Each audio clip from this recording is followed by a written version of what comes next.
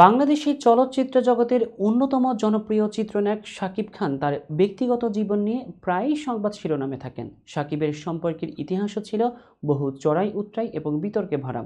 প্রায় সামাজিক মাধ্যমে দুই নায়িকাকে দেখা যায় পাল্টাপাল্টি স্ট্যাটাস দিতে। আবারও ঘটল সেরকমই কিছু ঘটনা।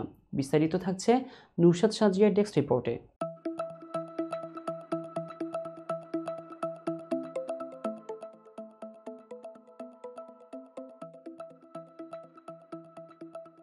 ২০০৮ সালের ১৮ এপ্রিল সাকিব খান ও অপু বিশ্বাস গোপনে বিয়ে করেন। প্রায় ৯ বছর পর ২০১৭ সালের ১০ এপ্রিল তাদের বিয়ের বিষয়টি প্রকাশ্যে আসে। তবে তাদের দাম্পত্য জীবন একেবারেই সুখকর ছিল না এবং ২০১৮ সালের মার্চ মাসে সাকিব অপু দম্পতি তাদের সম্পর্কের ইতি টানেন।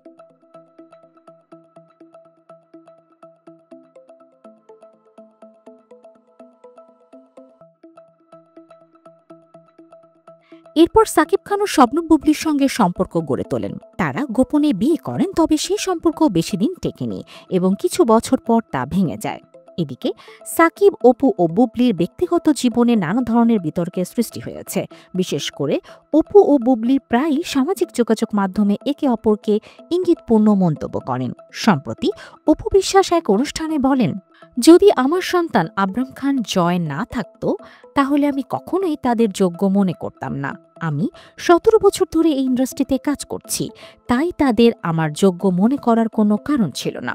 অপু এখানে বুবলির দিকে ইঙ্গিত করেছেন, যদিও তিনি সরাসরি নাম উল্লেখ করেননি।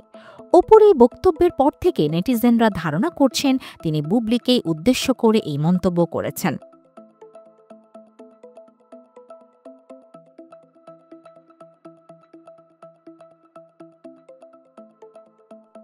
এবার শবনম বুবলি তার ফেসবুক পেজে একটি পোস্ট শেয়ার করে এই বিতর্কে সরাসরি অংশ নিয়েছেন। ২৬ ডিসেম্বর বৃহস্পতিবার বুবলি তার ভেরিফাইড ফেসবুক পেজে ৩টি ছবি শেয়ার করেন এবং ক্যাপশনে লেখেন, in the face of nonsense, silence is the best reply. অবাস্তবতার সামনে নীরবতাই সেরা জবাব। এই পোস্টের মাধ্যমে বুবলি বুঝিয়ে দেন তিনি এখনোই কোনো ধরনের বিতর্কে জড়াতে চান না এবং নীরব থাকাকেই তিনি শ্রেয় মনে করছেন। সাকিব খান, অপু বিশ্বাস ও শবনম বুবলির সম্পর্ক এখনও একটি বড় আলোচনার বিষয়। সাকিবের জীবনের এসব সম্পর্ক ও বিচ্ছেদের পেছনে অনেক অজানা রহস্য রয়েছে এবং চলচ্চিত্র জগতে এই জটিলতার সমাধান কবে হবে তা এখনও নিশ্চিত নয়।